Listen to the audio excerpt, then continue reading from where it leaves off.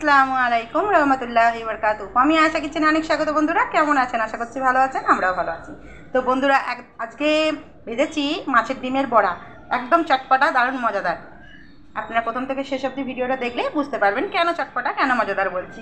ভালো লাগলে like share comment করে পাশে থাকবেন, নতুন বন্ধুরা সাবস্ক্রাইব করে পাশে থাকবেন।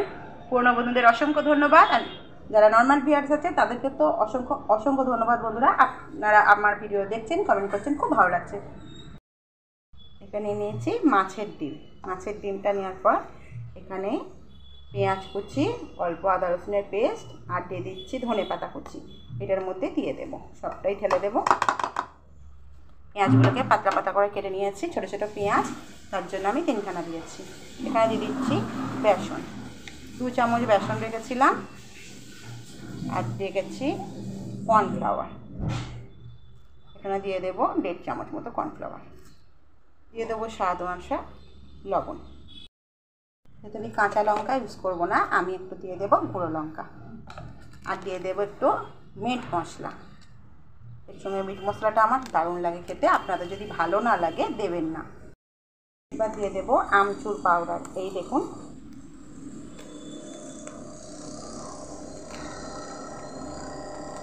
আমচুর পাউডারটা দিলে দারুণ লাগে খেতে, একবার দিয়ে বানিয়ে দেখবেন। এবার হাত মেশিনের সাহায্যে ভালো করে আমি এটাকে মেখে নেব। বন্ধুরা বারবার বলতে ভালো লাগে না, যাদের ভালো লাগবে তারা দেখবে, যারা ভালো লাগবে না দেখবে না।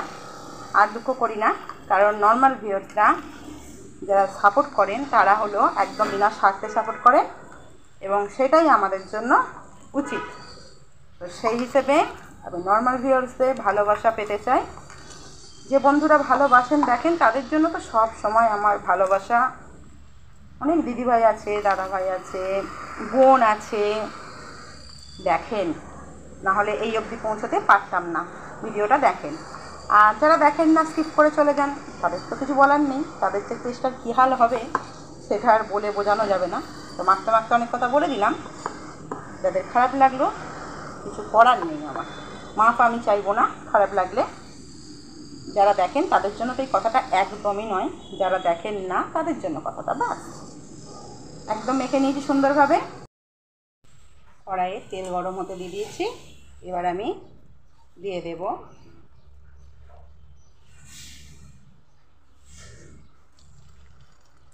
চামচের সাহায্যে দিয়ে দিচ্ছি।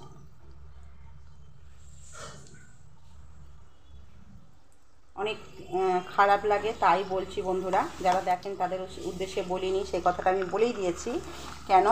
কারণ ওয়াচ টাইম দেখে কথাটা বলছি। অনেক ছোট ভিডিও দিই, তাও একটা এমন কমেন্ট করে যে যে জিনিসটা বানিয়েছি সেটা দেখে যদি কমেন্টটা করে ভালো লাগে।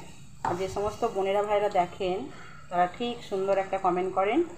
কমেন্ট বড় করার কোনো দরকার নেই, কমেন্ট একটা ছোট কমেন্টেও বোঝা যায় যে সে আমার ভিডিওটা দেখেছে।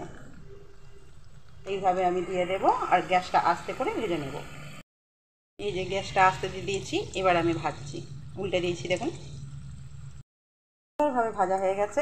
এবার আমি তুলে নেব, এবং চামচে করে দিচ্ছিলাম, ওটা চামচে করে দেবো না, আমি হাতে করে দেব। আমার মনে হয় হাতে করে বেশি সুবিধা হবে আমার, তার জন্য আমি হাতে করে নেব।